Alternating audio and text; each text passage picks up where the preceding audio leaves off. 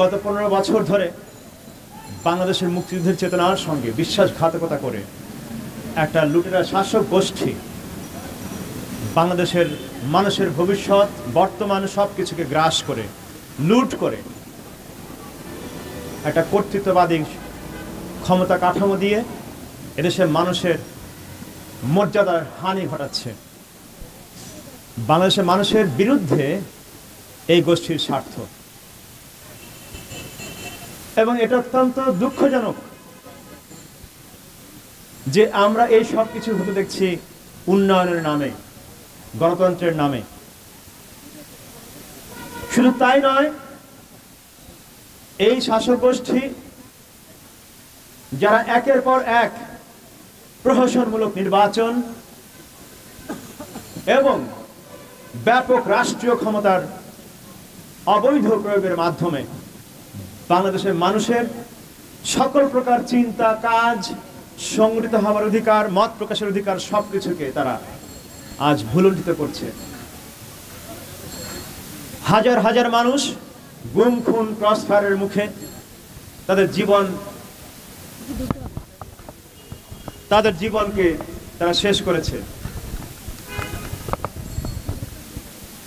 বিচার বহির্ভূত হত্যাকাণ্ড, বিনা বিচারে বছরের পর বছর মানুষ জেল জুলুমের শিকার হচ্ছেন, লক্ষ লক্ষ মানুষ।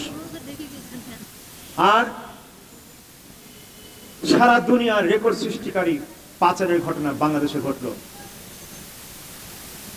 এই সব কিছুর মধ্য দিয়ে এটা পরিষ্কার যে বাংলাদেশে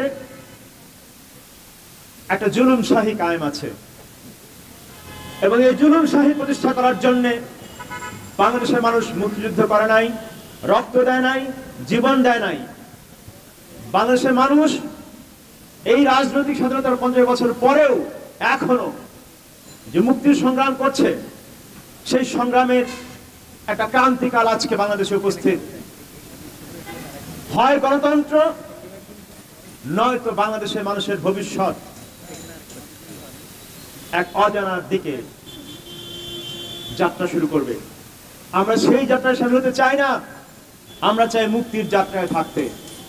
মুক্তিযুদ্ধের যে চেতনা, সাম্য, গণতন্ত্র, মানবিক মর্যাদা, সেই অঙ্গীকারকে আমরা বুকে ধারণ করি। আমাদের চিন্তায়, আমাদের চেতনায়, আমাদের সকল কর্মকাণ্ডে সেটাকে আমরা ধারণ করতে চাই বলে আজকে আমাদের মুক্তির যাত্রার মতো কর্মসূচি নিতে হয়েছে। বাংলাদেশে আজকে ডিজিটাল সিকিউরিটি আইন, সাইবার সিকিউরিটি অ্যাক্ট সহ আর বহু